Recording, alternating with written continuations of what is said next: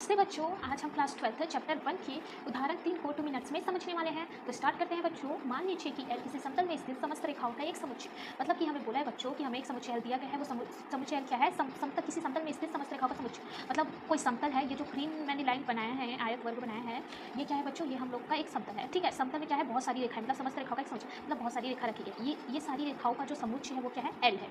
ठीक है, इन सारी रेखाओं के समूह को हमने क्या बोला है? समुच्चय एल बोला है। फिर बोला है बच्चों, तथा आर बराबर मंझला bracket L1, L2 such that इस प्रकार है कि L1 L2 पर लंब है, मंझला ब्रैकेट बंद। समुच्चय L में परिभाषित एक संबंध R है। सिद्ध कीजिए कि R सममित है, किंतु यह ना तो स्वतुल्य है और ना ही संक्रामक है। मतलब कि बच्चों हमें एक रिलेशन R दिया गया है, उसमें क्या बोला है कि हमें दो रेखाएं दी गई हैं। वो दो रेखाएं क्या है? L1 और L2। L1 L2 पर लंब है, मतलब ये जो L1 है वो L2 पर लंब है, ये हमें बोला गया है, ये हमें रिलेशन R में दिया गया है। और प्रूफ क्या करना है? प्रूफ ये करना है बच्चों कि हमें सिद्ध करना है कि जो रिलेशन आर है, ये जो हमें रिलेशन आर दिया गया है वो सममित है लेकिन स्वतुल्य और संक्रामक नहीं है। ये हमें प्रूफ करना है। तो हम कैसे लिखेंगे बच्चों? हम लिखेंगे पहला स्वतुल्य संबंध। L1 L1 पर लंब नहीं है। L1, L1 अवयव नहीं है आर का, आर स्वतुल्य संबंध नहीं है।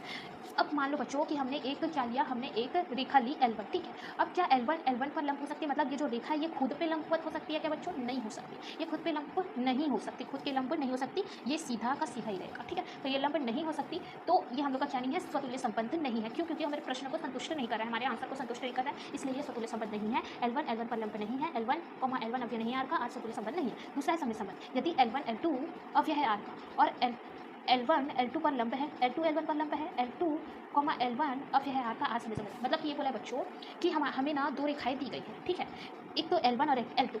इसमें बोला है कि अगर L1 L2 पर लंब है, ठीक है, L1 अगर L2 पर लंब है तो L2 भी L1 पर लंब होगा। दोनों बात सेम है, चाहे सीधा बोलो, ऐसे बोलो कि L1 L2 पर लंब है तो भी सही है, या आप L2 L1 पर लंब है ऐसा भी बोल सकते हैं तो भी सही है। मतलब अगर हम ऐसा बोले कि L1 L2 पर लंब है तो भी सही है और L2 L1 पर लंब है तो भी सही है। मतलब हम आगे पीछे करके भी बोल सकते हैं।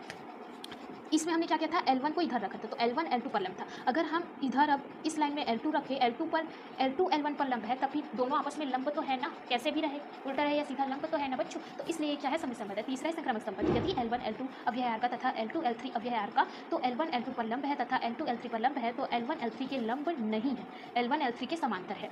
L1 L3 अवयव नहीं है आर का, आर संक्रामक संबंध नहीं है। मतलब कि ये बोला है बच्चों कि हमें जो L1 है वो L2 पर लंब है, L1 L2 पर लंब है, और जो L3 है वो भी क्या है? L2 पर लंबवत है, L3 भी L2 पर लंबवत है। तो क्या L1 और L3 भी एक दूसरे के लंबवत होंगे? नहीं होंगे, ये एक दूसरे के समांतर होंगे। तो हम लिखेंगे बच्चों कि जो L1 है L2 अवयव नहीं है, सॉरी, L1 L2 अवयव है आर का, L2 L3 अवयव है आर का, लेकिन L1 L3 अवयव नहीं है। क्यों नहीं है? क्योंकि वो एक दूसरे के समांतर है, लंबवत नहीं है। नोट्स के लिए आप मेरे टेलीग्राम चैनल को ज्वाइन कर सकते हैं, लिंक डिस्क्रिप्शन में है बच्चों।